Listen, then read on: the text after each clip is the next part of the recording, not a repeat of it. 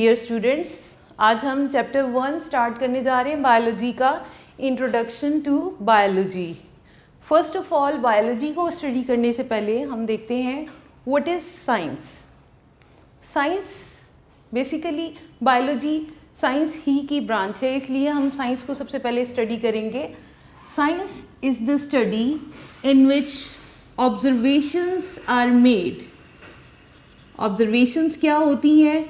वो तमाम इंफॉर्मेशन जो हमें हमारी सराउंडिंग से with the help of our 5 senses मिलती हैं, they are named as observations. Then observations जब हम इकट्ठी कर लेते हैं तो उनके ऊपर एक्सपेरिमेंट्स करते हैं। Experiments are done. Then experiment से हम लॉजिकल कंक्लूजन्स ड्रॉ करते हैं। कंक्लूजन्स ड्रॉ करते हैं, फाइनल रिजल्ट्स निकालते हैं जो कि एक्सपेरिमेंट से प्रूफ हुई होती हैं, और उन्हीं कंक्लूजन से हम नेचर को अंडरस्टैंड करते हैं, नेचर के प्रिंसिपल्स को समझते हैं। So we can define science. Science is the study in which observations are made, experiments are done and logical conclusions are drawn in order to understand the principles of nature. Science की importance doctor Abdul Salam इस तरह से explain करते हैं कि scientific knowledge is the heritage of Mankind. इंसान को ये इल्म, ये साइंसी इल्म जो है विरासत में मिला है। और साइंस एक बहुत वास्ट सब्जेक्ट है, इसको हमने डिफरेंट ब्रांचेस में, इसकी डिफरेंट फील्ड्स में डिवाइड किया है, and one of them is biology. Now what is biology? Biology is the study of, scientific study of living organisms. Living organisms के बारे में पढ़ने को हम बायोलॉजी का नाम देते हैं।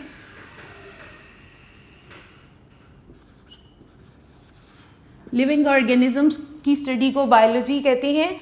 And biology is the combination of 2 Greek words. First one is bios and the second one is logos. Bios mean life and logos mean thought or reasoning. तो bios life है, thoughts, logos thoughts और reasoning है। तो biology में हम सब कुछ life के बारे में पढ़ेंगे। लाइफ किस तरह से एग्जिस्ट करती है, लिविंग ऑर्गेनिजम्स की स्ट्रक्चर क्या है, उनके कैरेक्टर्स क्या हैं, उनको हम कैसे क्लासिफाई करेंगे, इस सारे को हम स्टडी करते हैं बच्चों बायोलॉजी में। ठीक है, तो बायोलॉजी की डिफरेंट डिविजन्स हैं। हम ऑर्गेनिजम्स के पॉइंट ऑफ व्यू से यहाँ पर आपके लेवल पे 3 डिविजन्स डिस्कस करेंगे। तो फर्स्ट वन डिवीजन है बच्चों botany, second one is zoology and third one is microbiology. Botany, what is botany? Botany is the division of biology in which we study all about the plants, जिसमें हम पौधों के बारे में पढ़ेंगे। Botany relate करता है पौधों के साथ। हमारी सराउंडिंग में जितने भी सिंपल से कॉम्प्लेक्स प्लांट्स हैं, फ्लावरिंग प्लांट्स हैं, नॉन फ्लावरिंग प्लांट्स हैं, उन सबको हम डिस्कस करेंगे बॉटनी में। जबकि सेकंड डिवीजन है zoology.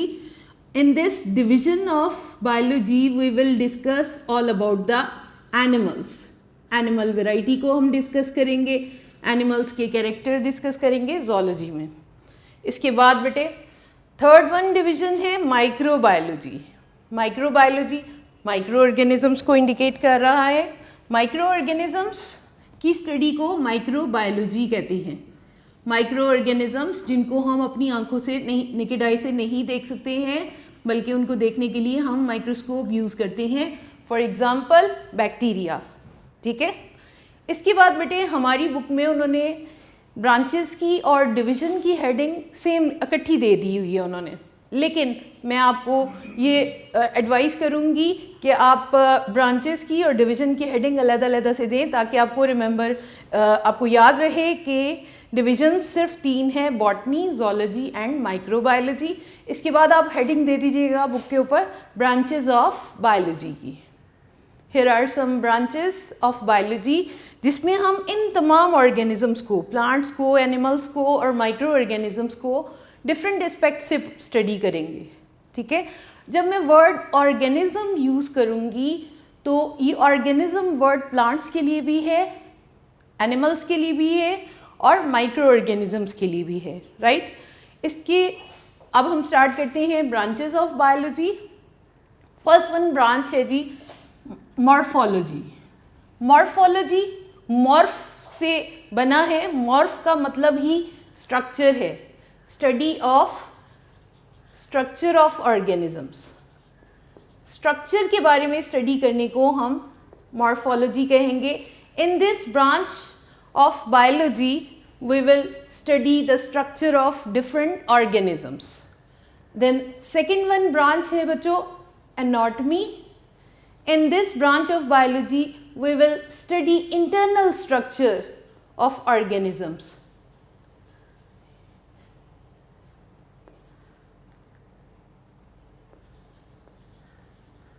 Internal structure of organisms, जानदारों की इंटरनल स्ट्रक्चर हम कैसे पढ़ेंगे। जैसे कोई एनिमल की डाइसेक्शन करते हैं और उसके इंटरनल ऑर्गन्स, उनके सिस्टम को स्टडी करते हैं। आपके मैट्रिक के लेवल पे फ्रॉग की डाइसेक्शन है जिसमें आप उसका डाइजेस्टिव सिस्टम, रेस्पिरेटरी सिस्टम और excretory system, different system study करते हैं। इंटरनल स्ट्रक्चर की स्टडी को हम एनाटॉमी कहते हैं। The third one branch is histology. Histology is the branch of biology in which we discuss about the tissues. आप early classes में पढ़ चुके हैं what are tissues? Tissues are the group of similar cells performing similar functions. और students याद रखिएगा plants के tissues different होते हैं, animal tissues भी different होते हैं according to their function। और हिस्टोलॉजी में हम प्लांट और एनिमल के डिफरेंट टिश्यूज़ को स्टडी करते हैं। The next one is cell biology. The fourth branch is cell biology in which we study about basically cell. As you know cell is the basic unit of life. इसमें हम cell की structure को पढ़ते हैं और cell के functions को study करते हैं। देन फंक्शंस के साथ साथ सेल डिवीज़न को स्टडी करते हैं। सेल डिवीज़न को, सेल डिवाइड होकर नए सेल्स कैसे बनते हैं, और इसके साथ साथ हम ऑर्गेनेल्स। ऑर्गेनेल्स क्या चीज़ है? Organelles are the sub structures present inside the cell like mitochondria, ribosomes, nucleus, all these are the organelles. So in this way we study in cell biology cell structure, cell function, cell काम क्या क्या करता है, cell की division कैसी होती है और सेल की ऑर्गेनेल्स के बारे में पढ़ते हैं। The next one branch is physiology. Physiology में हम जैसे मॉर्फोलॉजी में तो हम स्ट्रक्चर को स्टडी करते हैं, डिफरेंट स्ट्रक्चर्स ऑफ ऑर्गेनिज्म को स्टडी करते हैं। फिजियोलॉजी में हम ऑर्गन्स के, डिफरेंट ऑर्गेनिजम्स के ऑर्गन्स के फंक्शंस को स्टडी करते हैं। फंक्शंस क्या क्या डिफरेंट ऑर्गन्स परफॉर्म करते हैं।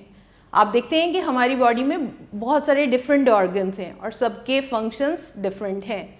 कुछ फॉर एग्जांपल डाइजेस्टिव सिस्टम के ऑर्गन्स अलहदा हैं, रेस्पिरेटरी सिस्टम के ऑर्गन्स अलहदा हैं। अगर आप प्लांट्स में देखें तो leaves are specialized for the process of photosynthesis, while roots जो हैं वो प्लांट को एंकर करती हैं, उनका काम फोटोसिंथेसिस का नहीं हो सकता because they do not contain the chlorophyll. The next one branch is genetics. Genetics is the study of genes. In this branch we study about the genes. Genes क्या चीज़ होती है? Genes are the basic unit of inheritance. These are located on the chromosomes in the nucleus. Cell के अंदर nucleus है, nucleus के अंदर chromosomes हैं और उन क्रोमोसोम्स के ऊपर ये यूनिट पाए जाते हैं that are named as genes. जो कि इनहेरिटेंस को कंट्रोल करते हैं। What is inheritance? इनहेरिटेंस या विरासत, जिसको उर्दू में हम कहते हैं विरासत। Inheritance means the transfer of characters from one generation to another. बच्चों, आपने देखा है हमारे बहुत सारे कैरेक्टर्स हमारे पेरेंट्स या ग्रैंड पेरेंट्स जैसे होते हैं। That is the inheritance, right. इसके बाद है बच्चों embryology. Embryo, do you know about the embryo? एक फर्टिलाइज्ड एग जब डिवीजन स्टार्ट करता है, फर्टिलाइज्ड एग या जाइगोट जब डिवीजन स्टार्ट करता है, it form a simple structure which is named as embryo. और यही एम्ब्रियो जब डिफरेंट डेवलपमेंटल स्टेजेस से गुजरता है तो ये कन्वर्ट हो जाता है एक एडल्ट ऑर्गेनिज्म में। और एम्ब्रियो से एडल्ट स्टेज तक जितनी भी डिफरेंट स्टेजेस आती हैं उनकी स्टडी को हम नाम देते हैं एम्ब्रियोलॉजी का। अगेन मैं आपको एम्ब्रियो के बारे में बताती हूँ कि एक फर्टिलाइज्ड एग या जाइगोट जब डिवाइड होता है और एक सिंपल मल्टी सेलुलर स्ट्रक्चर बनाता है, that is named as embryo. और यही एम्ब्रियो फर्दर डिवाइड होके सेल ढेर सारे बनते हैं, डिफरेंट स्ट्रक्चर्स बन जाती हैं और एक एडल्ट ऑर्गेनिज्म, एक प्लांट या एनिमल डेवलप हो जाता है। The next one branch is named as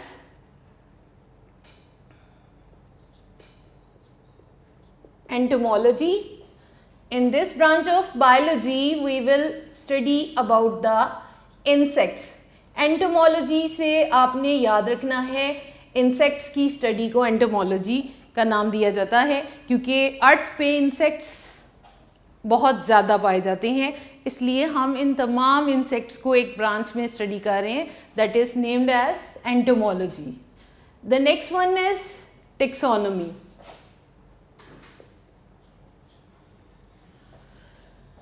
taxonomy में हम ऑर्गेनिजम्स की नेमिंग करते हैं, नेम्स रखते हैं और क्लासिफाई करते हैं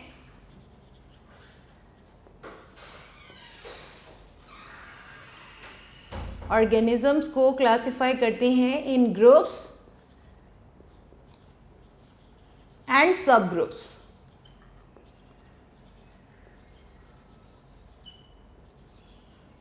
सबसे पहले ये याद रखिएगा, तमाम प्लांट्स और एनिमल्स के हम एक स्टैंडर्डाइज साइंटिफिक नेम रखते हैं। आपने देखा है बहुत सारे एनिमल्स जिनके हम लोकल नेम्स जानते हैं, प्लांट्स के लोकल नेम्स जानते हैं, बट बायोलॉजी में हमने एक सिस्टम के ज़रिए से साइंटिफिक नेम्स रखे हैं in this branch of biology which is named as taxonomy. इसकी एग्जांपल मैं आपको बताती हूँ, आपने सुना होगा frog, scientific name is rana tigrina. इसके बाद हम ऑर्गेनिजम्स की क्लासिफिकेशन भी टेक्सोनॉमी में करते हैं इनटू ग्रुप्स एंड सब ग्रुप्स। किस बेस पे? वो तमाम कैरेक्टर्स जो सिमिलर होते हैं या डिफरेंट होते हैं उनकी बेस पे। जो सिमिलर कैरेक्टर्स वाले ऑर्गेनिजम्स होते हैं उनको हम एक ग्रुप में रखते हैं और जो डिफरेंट ग्रुप कैरेक्टर्स शो करते हैं उनको हम डिफरेंट ग्रुप्स में रखते जाते हैं। The next one branch is palaeontology. Palaeontology में बच्चों हम लोग स्टडी करते हैं अबाउट द फॉसिल्स। फॉसिल्स का नाम तो आप लोगों ने सुना होगा। फॉसिल्स क्या चीज़ है? फॉसिल्स बेसिकली रिमेनिंग्स हैं एक्सटिंक्ट ऑर्गेनिजम्स के। फॉसिल्स, ये एक्सटिंक्ट ऑर्गेनिजम्स के बारे में आप लोग जानते हैं, you know about dinosaurs, yes. तो फॉसिल्स, ये एक्सटिंक्ट ऑर्गेनिजम्स हमें उनकी डेड बॉडीज़ फुल फॉर्म में कभी भी नहीं मिलती हैं, उनके प्रिंट्स मिलते हैं, उनकी रिमेनिंग्स मिलती हैं, लाइक एनिमल्स हैं तो वो एक्सटिंक्ट एनिमल्स की हमें कुछ बोन्स मिल जाती हैं। उसके ज़रिए से हम उनके लाइफस्टाइल, उनकी बॉडी स्ट्रक्चर को स्टडी करते हैं। तो remainings of extinct organisms are named as fossils and the study of fossils is named as palaeontology. क्या वर्ड है ये? Palaeontology, palaeontology. The next one is environmental biology. वैसे तो एनवायरनमेंट किसको कहते हैं बच्चों? सराउंडिंग जो भी लिविंग ऑर्गेनिजम्स की है उसको हम एनवायरनमेंट का नाम देते हैं। तो एनवायरमेंटल बायोलॉजी में हम इंटरेक्शन स्टडी करते हैं। इंटरेक्शन कहते हैं रिलेशन को, interaction of organisms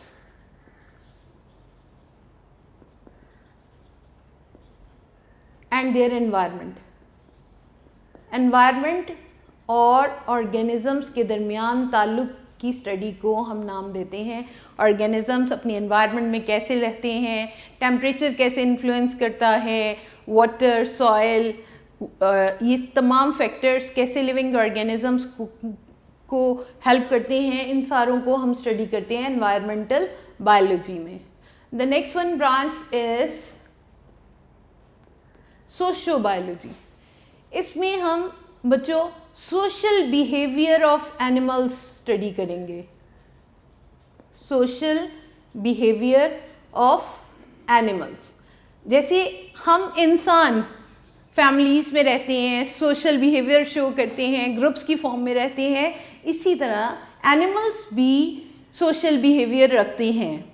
they live in the form of different groups, और वो ग्रुप्स में उनका क्या आपस का ताल्लुक होता है, क्या वो एक दूसरे को फ़ायदा देते हैं या नुकसान पहुंचाते हैं। यस, जैसे इंसानों को फ़ायदा या नुकसान देते हैं, इसी तरह से एनिमल्स भी फ़ायदा या नुकसान देते हैं।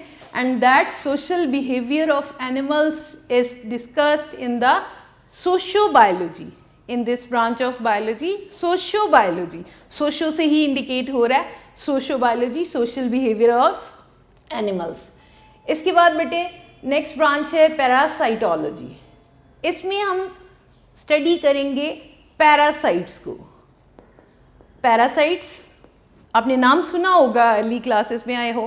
पैरासाइट्स होते तो ये ऑर्गेनिजम्स हैं, लेकिन ये दूसरे ऑर्गेनिजम्स के लिए सरासर नुकसानदेह होते हैं। कैसे? ये पैरासाइट्स जो हैं ये दूसरे किसी भी ऑर्गेनिज्म की बॉडी में रहते हैं, बॉडी के अंदर, बॉडी के ऊपर रहते हैं, और बदले में उनको हर सूरत में नुकसान पहुंचाते हैं। उनकी बॉडी पे रहते भी हैं, उनसे फूड भी लेते हैं, शेल्टर भी लेते हैं, और इन रिटर्न हार्म्स देम। जैसे हमारी बॉडी में बहुत सारे इन्फेक्शन कॉजिंग बैक्टीरिया हैं, बहुत सारे फंगस हैं जो हमारी बॉडी के डिफरेंट पार्ट्स में रहते हैं और उन बॉडी पार्ट्स को नुकसान भी पहुंचाते हैं। इसकी एक बहुत कॉमन एग्जांपल लाइस है, जो सर की जुएँ हैं वो भी पैरासाइट्स हैं। इसके बाद बेटे next one is biotechnology. Biotechnology एक बहुत ही लेटेस्ट ब्रांच है बायोलॉजी की। इसमें ऑर्गेनिजम्स को हम यूज़ करते हैं for the welfare of Mankind. Organisms are used for the welfare of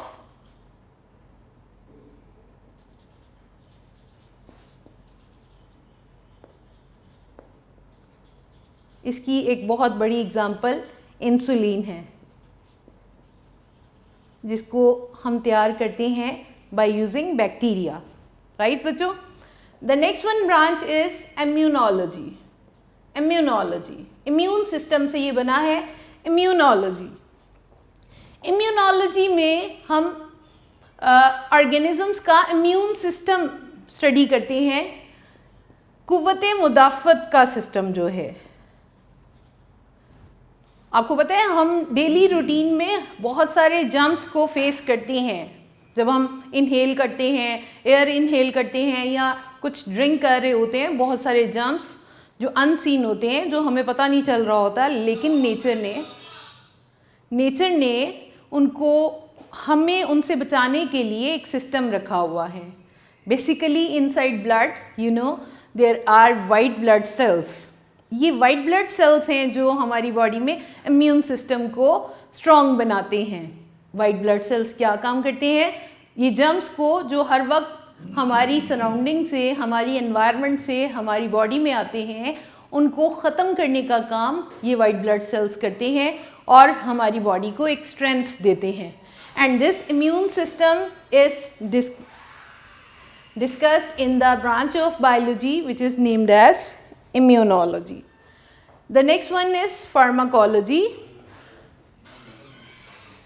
Pharmacology में we discuss about the drugs, pharmacy से इंडिकेट हो रहा है। ड्रग्स ये वो केमिकल्स होते हैं जो हम एज अ मेडिसिन यूज़ करते हैं, या कुछ लोग एडिक्शन के तौर पे भी कुछ ड्रग्स को यूज़ करते हैं। तो ये ड्रग्स फ़ायदा देती हैं या नुकसान देती हैं, इनके क्या साइड इफ़ेक्ट्स हैं, इनके क्या बॉडी के ऊपर असरात होंगे, इन सब को हम डिस्कस करते हैं in the branch of biology which is named as pharmacology. The next one branch is, बच्चों ये आपके साइड बॉक्स में गिवन है।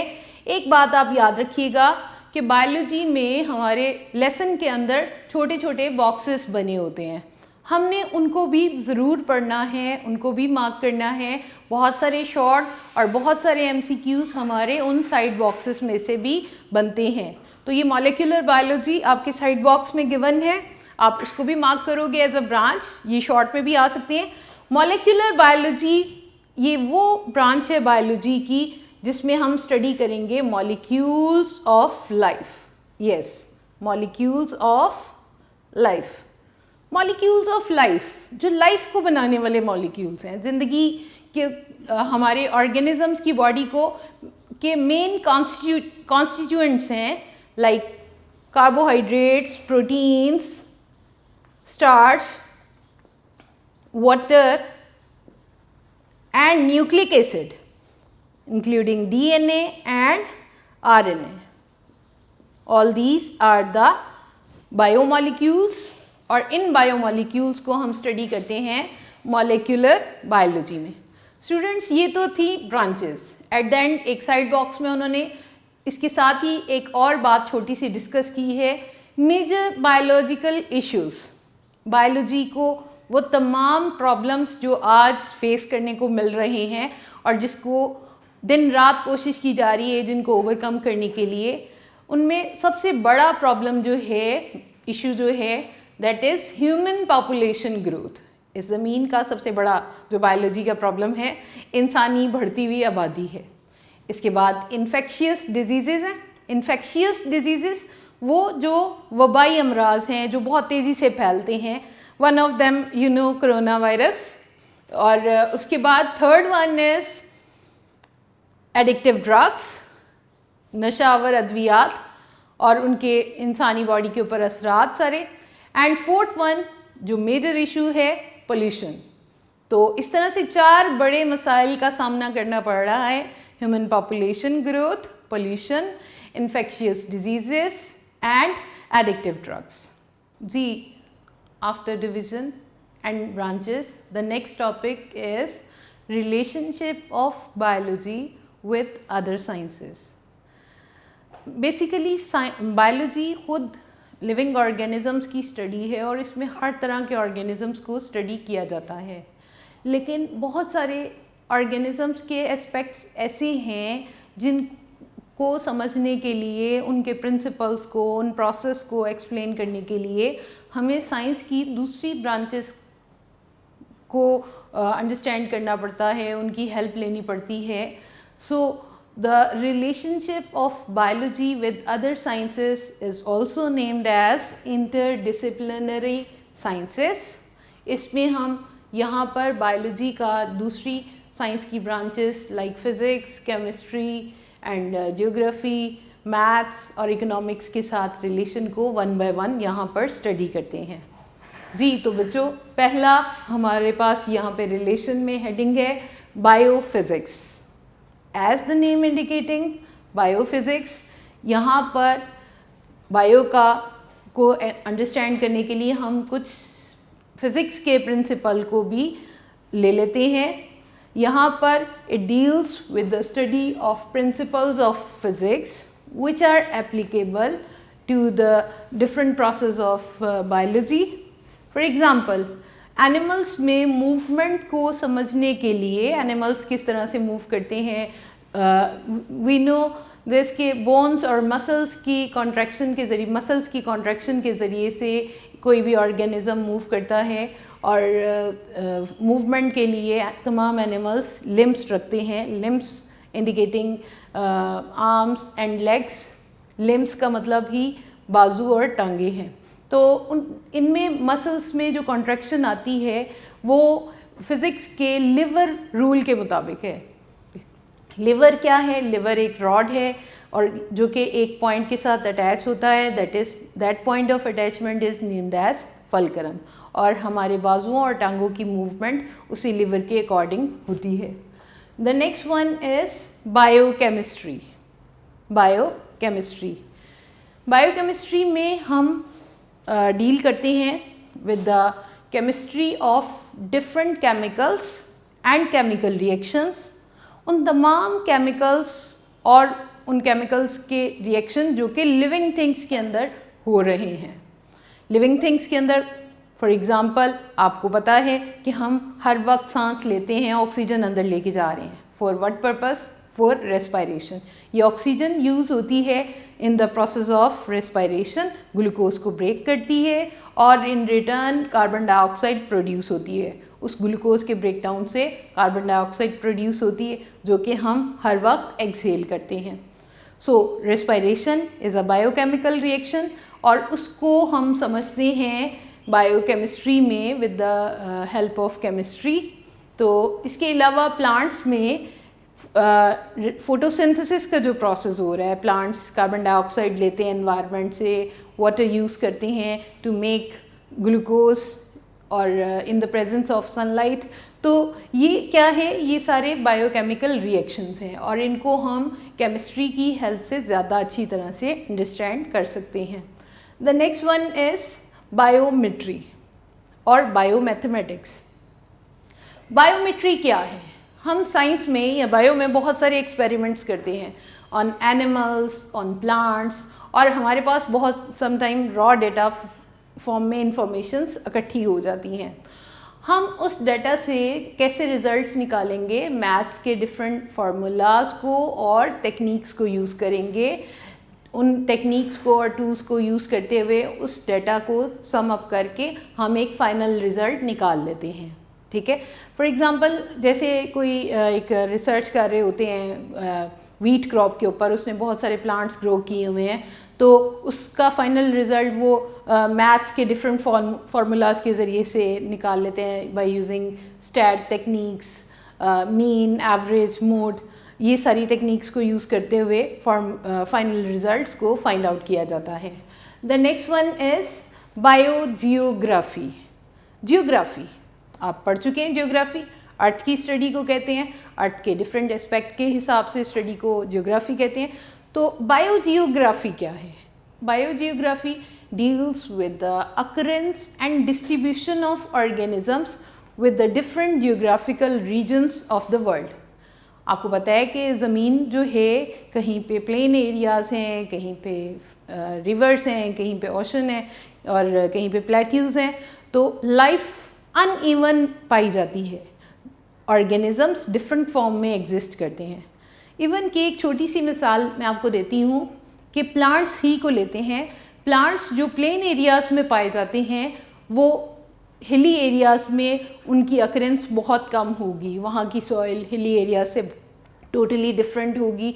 इसी तरह जो प्लांट्स पानी में रहते हैं, जो फ्रेश वाटर में पानी प्लांट्स ग्रो करते हैं, they are totally different from those plants which are occurring inside the sea water. As you know, sea water जो है वो सेलाइन होता है, नमकीन होता है, और वो प्लांट्स जो समंदर में ग्रो कर सकते हैं वो ताज़ा पानी में ग्रो नहीं कर सकते हैं। तो हम ऑर्गेनिजम्स को डिफरेंट अर्थ के एस्पेक्ट के साथ स्टडी करते हैं। बायोजियोग्राफी में हम ये देखते हैं कि किस तरह की एनवायरनमेंट में किस तरह के ऑर्गेनिजम्स पाए जाते हैं और क्या एनवायरनमेंट उनको सूटेबल होती है तो ही वो रिप्रोड्यूस करते हैं, ग्रो करते हैं, और अगर एनवायरनमेंट सूटेबल नहीं है तो वो किस तरह से अपने आप को बचाते हैं। हम ये सब कुछ बायोजियोग्राफी में पढ़ते हैं। The next one relation is named as bio economics. Economics में हम किसी भी चीज़ के को इकोनॉमिकल पॉइंट ऑफ व्यू से उसके बेनिफिट और लॉसेस को डिस्कस करते हैं। तो बायो इकोनॉमिक्स में हम डील करते हैं ऑर्गेनिजम्स को इकोनॉमिकल पॉइंट ऑफ व्यू से कि क्या कोई ऑर्गेनिज़म फ़ायदा रखता है या नुकसान पहुंचा सकता है। ये बायो इकोनॉमिक्स को हम बेसिकली डील करते हैं एग्रीकल्चर के डिपार्टमेंट में। एग्रीकल्चर में कुछ लोगों का ये प्रोफेशन होता है कि वो एनिमल्स फार्मिंग करते हैं या पोल्ट्री फार्म्स हैं या फिश फार्म्स हैं, तो वो कितनी कॉस्ट इन्वेस्ट कर रहे हैं किसी भी फार्म के ऊपर, और एट द एंड उनको बेनिफिट होता है उससे, उसको सेल आउट करने से, या उसका नुकसान होता है। हम इकोनॉमिक्स के टूल्स को यूज़ करते हुए उन बेनिफिट्स और लॉसेस को फाइंड आउट कर सकते हैं। तो ये है relationship of biology with other sciences. यहाँ पे इसको इस डायग्राम के ज़रिए से इंडिकेट किया जा रहा है, फिज़िक्स इन द बायोफिज़िक्स, और इसकी एग्जांपल उन्होंने दी है बोन्स एंड मसल्स की। इसके बाद बायोकेमिस्ट्री में एग्जांपल मैंने अभी आपको बताई भी है, फोटोसिंथेसिस भी है, रेस्पिरेशन भी है, वैसे तो और भी बहुत सारे बायोकेमिकल रिएक्शंस हो रहे हैं। बायोजियोग्राफी में अकरेंस ऑफ ऑर्गेनिजम्स को हम स्टडी करते हैं, डिस्ट्रीब्यूशन ऑफ ऑर्गेनिजम्स कैसे है अर्थ के ऊपर। देन बायोमेट्री में हम डाटा एनालाइज करते हैं और फाइनल रिजल्ट्स फाइंड आउट करते हैं बाय यूजिंग मैथ फार्मूलाज। इसके बाद बेटे बायो इकोनॉमिक्स है, जिसमें हम ऑर्गेनिजम्स के बेनिफिट्स या लॉसेस दोनों हम फाइंड आउट करते हैं। तो ये थे हमारे आज के टॉपिक। आज हमने ब्रांचेस पढ़ी हैं बच्चों। ये थे हमारे आज के टॉपिक जी जी। तो बच्चों आज हमने इंट्रोडक्शन पढ़ा बायोलॉजी में, डिविजन्स, ब्रांचेस और रिलेशनशिप पढ़ा। आई होप कि आप इसको पढ़ेंगे, याद करेंगे, और याद रखिएगा ब्रांचेस में जितने भी पॉइंट्स मैंने आपके साथ डिस्कस किए हैं और रिलेशन के ये जो पॉइंट्स हैं, मेन हेडिंग्स हैं, ये सारे एज अ शॉर्ट भी आपसे पूछे जा सकते हैं, और कुछ ब्रांचेस एज अ लॉन्ग आ सकती हैं, या relationship of biology with other sciences may be the long question. Her topic bio में एज अ लॉन्ग होता है और उसके पॉइंट्स सारे के सारे हमने शॉर्ट के लिए याद करने होते हैं। आपने इसको याद कर लेना है। इंशाल्लाह ताला नेक्स्ट टाइम नेक्स्ट टॉपिक के साथ मिलेंगे। अल्लाह हाफिज़।